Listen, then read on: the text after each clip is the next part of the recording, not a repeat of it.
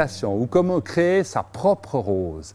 Si c'est l'apanage de beaucoup de rosiéristes professionnels, il est très facile de créer une rose, sa rose, sur son balcon. Très simple, deux variétés. Une qu'on va appeler la plante mère, hein, le porte-graines de notre hybridation, sur laquelle on va sélectionner le pistil, hein, qui va donner plutôt la forme et le feuillage de la plante. Et l'autre plante, la plante que l'on va appeler mâle, sur laquelle on va prendre les étamines qui vont, elles, donner plutôt la couleur de la fleur.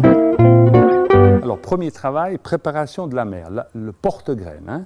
Donc, on effectue ce travail mois de mai, début juin, début de la floraison. Donc, premièrement, on élimine tous les boutons latéraux s'il y en a, 2-3 feuilles pour faciliter le travail. On élimine les pétales et les étamines avec un ciseau délicatement. Alors, il est très important de prendre une fleur en bouton hein, pour éviter que le pollen soit déjà mûr sur une fleur ouverte et puis que le pollen se soit déjà déposé sur son propre pistil, hein, car le rosier est une plante asexuée, donc qui comporte les deux sexes sur la même fleur et qui est capable de se polliniser soi-même. Voilà, il faut bien faire attention d'ôter toutes les étamines. Voilà, comme ça. Quand la fleur femelle est prête, on va la protéger avec un petit capuchon pour éviter les apports de pollen par le vent ou les insectes pendant environ une journée pour que le pistil se mûrisse, comme on dit, soit prêt à recevoir le pollen de la plante père.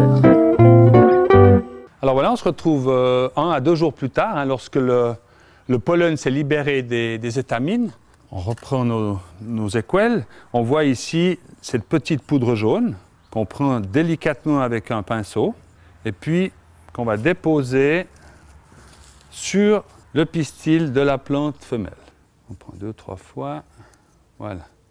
C'est très rapide et on repose notre protection dessus pour éviter de nouveau que les insectes ou le vent viennent polliniser. La dernière action pour le printemps, c'est un étiquetage avec le nom de la mère, le nom du père. Le fruit de cette manière va mûrir pendant tout l'été. On ne le touche pas. Alors, un petit conseil, hein, demandez à votre rosieriste préféré de vous sélectionner une variété porte-graines, la variété mère, qui est une variété fertile, hein, capable de vous donner des beaux fruits. Certaines variétés ont des fructifications difficiles, voire même certaines sont stériles. Alors voilà, nous nous retrouvons au mois d'octobre, où pendant tout l'été, notre plante mère porte-graines a mûri ses fruits. Donc on retrouve notre protection hein, contre les insectes, les oiseaux, etc. Et on s'aperçoit que le fruit est mûr.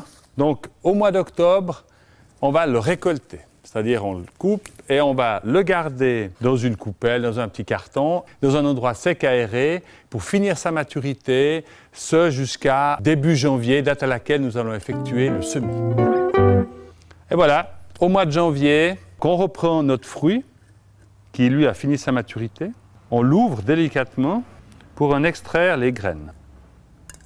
Il y a énormément de graines suivant quel fruit. On peut aller de certaines variétés mères à 2-3 graines seulement, et puis certains, comme celui-ci, on va facilement compter une cinquantaine, je pense. Donc c'est 50 graines et c'est 50 variétés différentes. Hein. Il y a une similitude entre chacune, hein, plus ou moins, mais elles sont toutes différentes.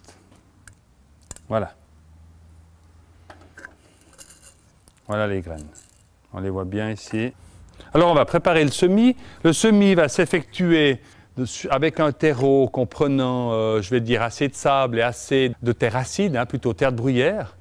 Mais on peut également employer un terreau universel, va très bien. Alors il suffit d'employer ou des pots si on n'a pas trop de graines.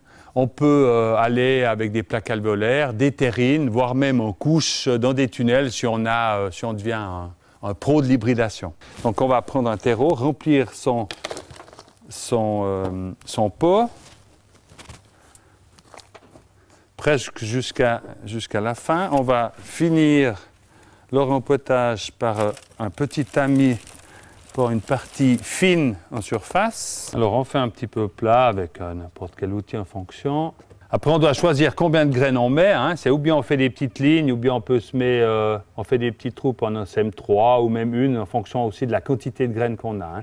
La germination est quand même assez aléatoire. Suivant les variétés, ça peut être excellent, mais d'autres hybridations des végétations aléatoires. Donc si on en met 3 par pot, ça c'est bon, on a des risques d'avoir régulièrement une graine par pot qui germe. Donc on met une graine dans chaque petit trou qu'on vient d'effectuer. Voilà. On remet un petit peu de terre fine en surface, comme précédemment, pour boucher les trous. Voilà. La profondeur de la graine, c'est entre 2 et 3 fois son diamètre. Hein. C'est une règle un petit peu universelle. Et quand le semis est fait, on ne pas oublier de le plomber, bien serrer la graine dans le terreau. Voilà. En étiquetage, de nouveau, on met pair et mère, hein, parce que si on en fait plusieurs, on va oublier ce qu'on a effectué au printemps. Et en arrosage. Ce pot va être maintenu légèrement humide, faire attention à la pourriture, jusqu'à la germination dans un endroit aéré, lumineux, pas trop chaud, mais quand même essayer d'être hors gel. Alors au mois de mai, on a le résultat de son hybridation déjà visible. C'est une toute petite plante, encore quelques mois avant de voir éventuellement la fleur la première année. Hein, les floraisons seront beaucoup plus généreuses et importantes dès la deuxième année.